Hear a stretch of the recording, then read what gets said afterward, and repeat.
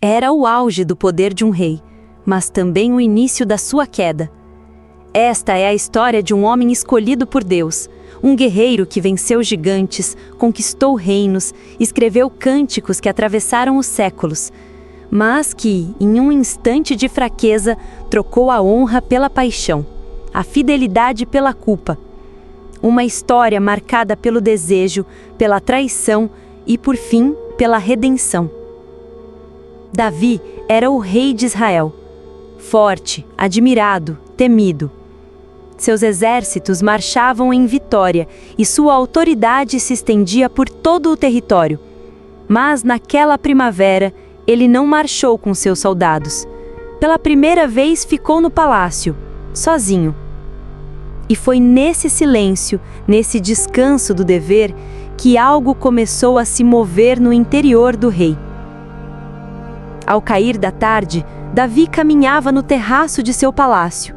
Dos altos muros de Jerusalém, seus olhos vagavam pela cidade até se fixarem em uma imagem que lhe prendeu o fôlego. Uma mulher, bela, despida, tomando banho, sem saber que estava sendo observada. O nome dela era Batseba. Davi poderia ter desviado os olhos, poderia ter descido do terraço e dobrado os joelhos, mas não o fez. Em vez disso, desejou. E, ao desejar, mandou buscar. Foi informado de que ela era casada, esposa de Urias, um dos seus soldados mais fiéis. Mas isso não o impediu. O rei de Israel cedeu à tentação, e naquela noite, o homem, segundo o coração de Deus, cometeu adultério. Os dias passaram e então veio a notícia que abalou a fachada de normalidade. Batseba estava grávida. A consequência estava diante dele. Davi, então, tentou esconder seu erro. Mandou chamar Urias da guerra, tratou-o com honra, deu-lhe descanso e esperava que ele voltasse para casa, para que o filho parecesse legítimo. Mas Urias era nobre demais. Recusou-se a dormir em sua casa enquanto seus companheiros ainda estavam em combate. Dormiu à porta do palácio. Davi tentou de novo, embebedou-o, tentando torná-lo vulnerável. Ainda assim, Urias não cedeu. E então, o pecado se aprofundou. Davi escreveu uma carta ao comandante Joabe. Nela, ordenava que Urias fosse colocado na linha de frente da batalha mais feroz, e que os soldados recuassem, deixando-o sozinho. Urias, fiel até o fim, levou em suas próprias mãos a carta com a sua sentença de morte. E como Davi planejou, Urias caiu em combate. Não foi a espada inimiga que o matou, mas a traição de seu próprio rei. Após o período de luto, Batseba foi trazida ao palácio e tornou-se esposa de Davi. Aos olhos do povo, o rei agira com compaixão. Ninguém sabia do que havia por trás daquela união, mas Deus sabia. E o Senhor enviou o profeta Natã. Natã chegou até o rei com uma história. Contou sobre um homem rico que tinha muitas ovelhas e bois e um homem pobre que possuía apenas uma cordeira, pequena, criada em sua casa, tratada como filha. Um dia, o rico, em vez de tomar de seu próprio rebanho, roubou a cordeira pobre e a serviu a um convidado.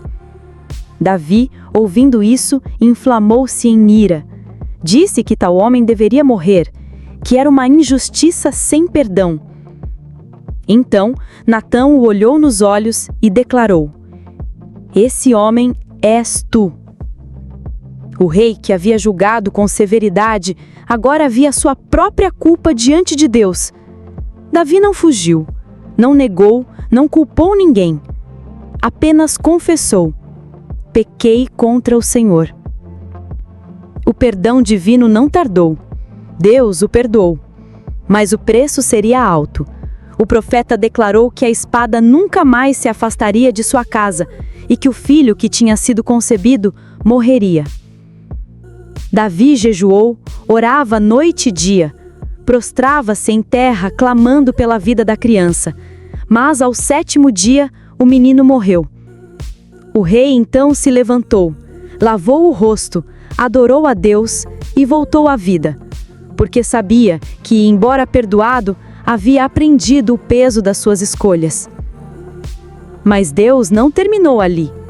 Batseba, ainda ao lado de Davi, concebeu novamente, e desse ventre nasceu Salomão, um menino amado por Deus, destinado a ser o próximo rei de Israel. Seria ele o mais sábio de todos, o construtor do templo, a herança de um amor restaurado. A história de Davi e Batseba não é apenas sobre queda, é sobre como mesmo os escolhidos erram, sobre como o pecado, por mais escondido que pareça, sempre será revelado.